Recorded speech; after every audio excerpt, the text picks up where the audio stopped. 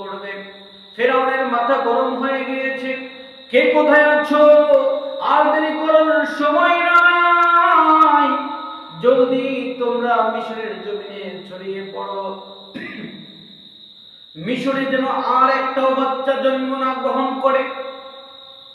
এই খবর পেয়ে সাইয়েদনা মূসা আলাইহিস সালামের মা জমিন ছেড়ে, তার বাড়িঘর ছেড়ে সে জঙ্গলে চলে গেল। জঙ্গলে যাওয়ার পরে মূসা আলাইহিস সালামের মা তার গর্ভপাত করার পরে একটি ছেলে সন্তান দুনিয়াতে আসলো। এই ছেলে সন্তান এতটাই সুন্দর ছিল, ওই জামানায় সবচাইতে সুন্দর বাচ্চা ওই বাচ্চাটা ছিল। এই বাচ্চা আমরা যখন দুনিয়াতে এসেছিলাম, দুনিয়াতে আসার পরে আমরা কত হাউমাউ করে কেঁদেছি, কিন্তু আল্লাহ তাআলার কারিশমা এতই মধুর। আল্লাহ পাক রব্বুল আলামিন মূসা আলাইহিস সালাম যখন দুনিয়াতে আসলো, দুনিয়াতে আসার পরে এই মূসা আলাইহিস সালাম যে কান্না করেছে, এই কান্না মূসা এই তার যে ঘরের ভিতরে ছিল, এই ঘর থেকে একটু বাইরে যেতে পারে নাই। মূসা আলাইহিস সালাম তার জীবন থেকে আমাদেরকে এমন শিক্ষা দেয়া হয়। ফিরআউন চেষ্টা করেছিল সাইয়েদনা মূসা আলাইহিস সালামকে মেরে ফেলবে, কিন্তু আল্লাহ পাক রব্বুল আলামিন ইচ্ছা করেছে সাইয়েদনা মূসা আলাইহিস সালামকে বড় করবেন, সম্মানিত করবেন। ফিরআউন কি করলো? মূসাকে হত্যা করবে। আর আল্লাহ পরিকল্পনা করলেন, আমি মূসাকে ফিরআউনের ঘরে বড় করব। সুবহানাল্লাহ। আল্লাহ তাআলার পরিকল্পনা কতই না উত্তম, কতই না উত্তম। ফিরআউন যখন জানতে পারলো, ওই সময়টা ছিল একটু আপনার গণকদের সময়, যেটি ইসলামে হারাম, কিন্তু ওই সময় কিছু বদ জিন ছিল। আপনার এখনো যারা এই জিন দিয়ে জাত ফুক করে, এই জিন অনেক সময় আপনার সামনের খোঁজ খবর দিতে পারত। কেন পারত? এই জিনগুলো আল্লাহর আরশে যে ফয়সালা হতো, আসমানের যে ফয়সালা হতো, এই জিনগুলো শুনে তার মালিকের কাছে খবর পৌঁছে দিত। এগুলো যে কবিরাজগুলো এই জিনের মাধ্যমে এরা বিভিন্ন রকমের আমি এটা জানি সেটা জানি, আসলে এরকম কিচ্ছু না। তো যাই হোক, এই গণকগুলো জানতে পারলো যে আরশে ফয়সালা হয়েছে, খুব শীঘ্রই খুব শীঘ্রই ফিরআউনের যে মসনদ, এই মসনদ একজন বালক এসে তছনছ করে দেবে। অর্থাৎ ফিরআউন নিজেকে দাবি করত, আনা রাব্বুকুমুল আলা, আমি সবচেয়ে বড় খোদা। খুব শীঘ্রই এমন একটা বালক দুনিয়াতে আসতে চলেছে, এই বালকটি দুনিয়াতে আসার পরে ফিরআউনের রাজত্ব আর থাকবে না। এখন ফিরআউনের মাথা গরম। এই ক্ষমতা এমন একটা জিনিস, যে ক্ষমতা একবার যদি কোনো মানুষ পায়, এই ক্ষমতা ছেড়ে আর যেতে চায় না। এই ক্ষমতা এতটাই মারাত্মক। এই ক্ষমতায় থাকার জন্য আমরা দেখেছি অনেক জালিম দেখেছি, শুধু এই একটি ক্ষমতার জন্য, ক্ষমতার চেয়ারের জন্য হাজার হাজার মানুষের বুকে গুলি করতেও দ্বিধা করে না। তো ফিরআউন তাদের থেকে আলাদা কোনো লোক ছিল না। এই ফিরআউন তখন সবাইকে ঘোষণা দিয়ে দিল যে মিশরের জমিনে যাদের বাচ্চা হবে, তাদের বাচ্চা যখন দুনিয়াতে আসবে, এই বাচ্চাগুলোকে মেরে ফেলতে, ছেলে সন্তান বাঁচিয়ে রাখা যাবে না। কিন্তু আল্লাহ তাআলার ফয়সালা তো খুবই উত্তম, আল্লাহ আগেই পরিকল্পনা করে রেখেছে। ফিরআউন যখন ঘোষণা দিয়ে দিল মিশরের জমিনে কোনো বাচ্চা বালক থাকতে পারবে না, নতুন করে মিশরে যত বালক আসবে সমস্ত বালককে হত্যা করতে হবে। আমার ভাইরা, আমার বন্ধুরা, কিন্তু আমার আল্লাহ কেমন পরিকল্পনা করলেন! আমার আল্লাহ এই মূসা আলাইহিস সালামকে দুনিয়াতে আনলেন। দুনিয়াতে যখন কোনো বালক আসতো, সেই বালককে মেরে ফেলা হতো। তাফসীরের ভিতরে আসছে, এই ফিরআউন তার স্বৈর শাসন দিয়ে এই ফেরাউন কি করেছিল? 50,000-এরও বেশি বালক সন্তানকে হত্যা করেছিল। এরপরে গণকদের কাছে আবার আসছে, তোমরা বলো ওই বালক কি মারা গিয়েছে কিনা। গণকরা ডেকে বলে, হে আমাদের খোদা, আপনি তো 50,000-এর বেশি বালক হত্যা করেছেন, কিন্তু আপনার ক্ষমতার চেয়ার যে বালক নষ্ট করে দেবে, আপনি ওই বালককে এখনো আপনি মারতে পারেন নাই। শুধু তাই নয়, আপনি এই 50,000 মানুষ মারার পিছনে যে সময় ব্যয় করেছেন, এই সময় এতটাই নষ্ট হয়ে গিয়েছে, খুব শীঘ্রই 2-1 দিনের ভিতরে ওই বালক দুনিয়াতে জন্মগ্রহণ করবে। ফেরাউনের মাথা গরম হয়ে গিয়েছে, কে কোথায় আছো? আর দেরি করার সময় নাই, জলদি তোমরা মিশরের জমিনে ছড়িয়ে পড়ো। মিশরে যেন আর একটাও বাচ্চা জন্ম না গ্রহণ করে। এই খবর পেয়ে সাইয়েদনা মূসা আলাইহিস সালামের মা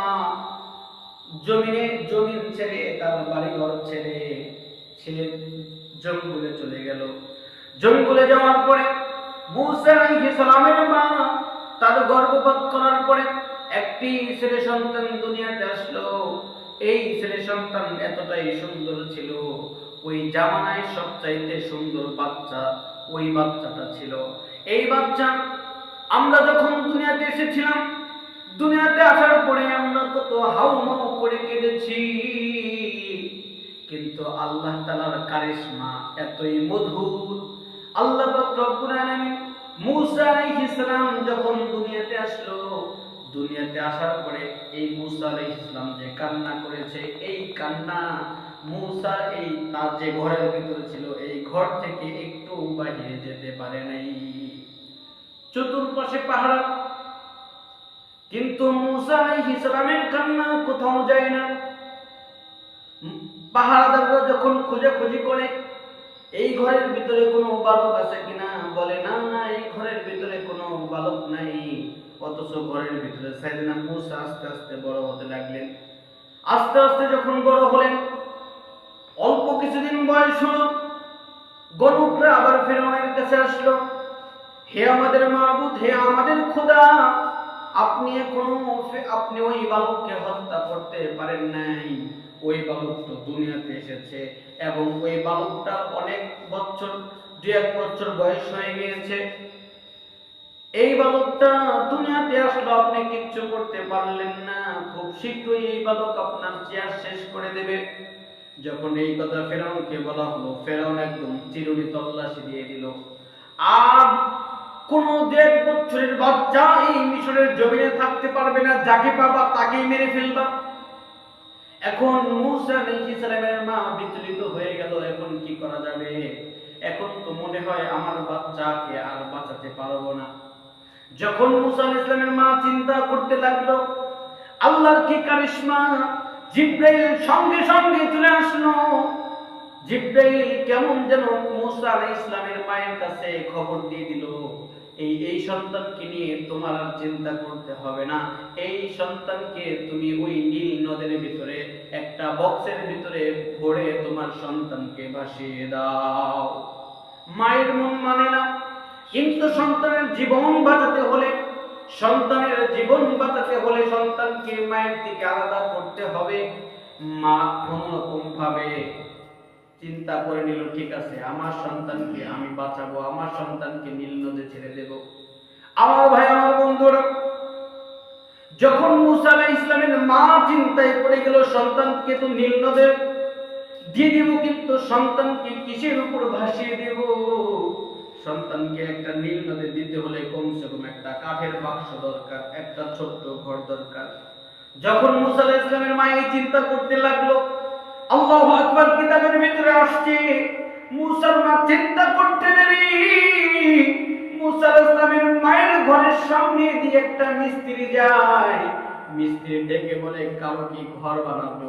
কারো কি মিস্ত্রি লাগবে? মিস্ত্রি লাগবে। কেউ কি ঘর বানাবেন? কারো কি কোনো মিস্ত্রি লাগবে? মূসার মা চিন্তায় পড়ে গেল, মনে মনে ভাবতে ভাবলাম মাত্র, আর সঙ্গে সঙ্গে মিস্ত্রি চলে আসছে। এই ভাই তুমি এদিকে আসো, আমি তো মনে মনে তোমাকেই খুঁজতেছিলাম। ভাই এদিকে আসো, কি হয়েছে? বলে আমি একটি ঘর বানাতে চাই, ছোট্ট একটি কাঠের ঘর বানাতে চাই। এখন মিস্ত্রি ডেকে বলে, মা আমি তো ঘর ছাড়া কোনো কিছু বানাতে পারি না। বলে সমস্যা নাই, আমার একটি ঘর হলেই হবে।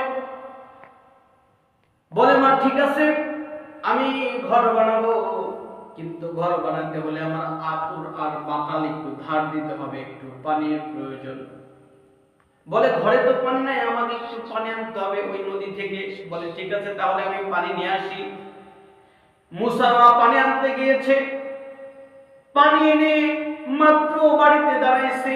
বাড়িতে দাঁড়িয়ে কিতাবের ভিতরে লিখেছে, যখনই বাড়ির ভিতরে দাঁড়াইছে, দাঁড়িয়ে দেখে একটা সুন্দর ঘর বানানো হয়ে গিয়েছে। সুবহানাল্লাহ, এত সুন্দর ঘর হয়ে গিয়েছে।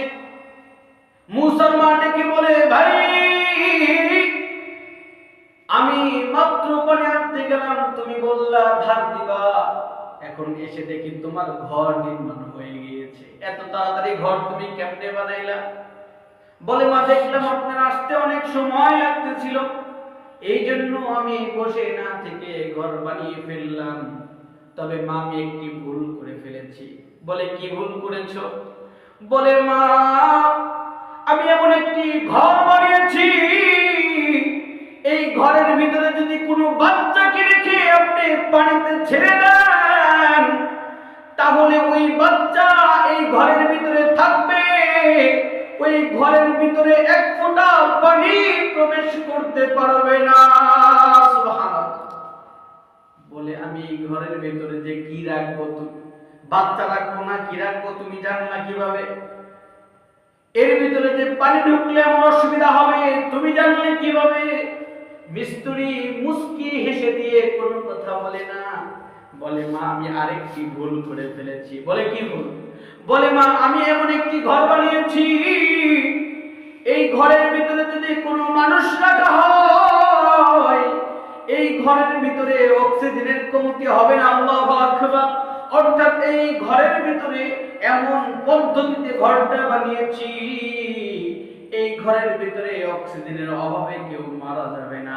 মুসার মার বুঝতে দেরি নাই। আমি মনে মনে ভাবলাম মিস্ত্রির প্রয়োজন, তুমি সামনে এসে হাজির হয়ে গেলে আমি ভাবলাম ঘর বানানোর দরকার। তুমি মিস্ত্রি, ঘর ছাড়া কিছু বানাতে পারো না। আমি মনে মনে ভাবলাম ঘরের ভিতরে যদি পানি ঢুকে যায় আমার সন্তানের কষ্ট হবে, আর তুমি বানিয়ে ফেললে ঘরেও কোনো পানি ঢুকবে না। আমি মনে মনে ভাবলাম আমার সন্তান ঘরের ভিতরে দম বন্ধ হয়ে মারা যাবে। তুমি এমন ঘর বানালে কোনো সন্তান যদি থাকে তাও মারা যাবে না। আমি তো তোমার কাছে সন্তানের কথা বলি নাই, তুমি কেমনে জানলা? ভাই তুমি কে? তাড়াতাড়ি বলো, তোমার পরিচয়টা কি? এখন ওই মিস্ত্রি আর চুপ থাকতে পারলেন না। মিস্ত্রি ডেকে বলে, মা আমি তো দুনিয়ার কোনো মানুষ নই। আপনি যখন চিন্তার ভিতরে ছিলেন আপনার সন্তানকে নিয়ে, আপনার সন্তানকে নিয়ে আপনার চিন্তা করার দরকার নাই। আপনার সন্তানকে নিয়ে যিনি চিন্তা করেন তিনি আমার আল্লাহ। আমি আল্লাহ পাক রব্বুল আলামিনের ফেরেশতা জিবরাইল। সুবহানাল্লাহ। আমি আল্লাহ পাক রব্বুল আলামিনের ফেরেশতা জিবরাইল। আল্লাহ আমাকে পাঠিয়েছে সন্তানের এই ঘরটা নির্মাণ করার জন্য। আপনি যে পেরেশানির ভিতরে ছিলেন, আমার আল্লাহ সেই পেরেশানি থেকে মুক্তি দেওয়ার জন্য আমি জিবরাইলকে পাঠিয়েছে।